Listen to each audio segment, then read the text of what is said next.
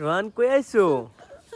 Guys দেখছেন, আমরা কিন্তু ওই রাস্তা দিয়ে ধাপড় ওই রাস্তা দিয়ে আমরা কিন্তু বাসায় যাচ্ছিলাম, কিন্তু এখানে এই ডিজারগুলো দেখে রোহান কিন্তু পুরো কান্নাকাটি লাগাচ্ছে। এখানে আসবে, এখানে আসবে, এখানে আসলো। সেটা দেখেন খুব কতটা হ্যাপি। রোহান তুমি অনেক হ্যাপি জানাস রোহান? দেখেন ওর মুখের দিক দেখা যায়, ও অনেকটাই হ্যাপি।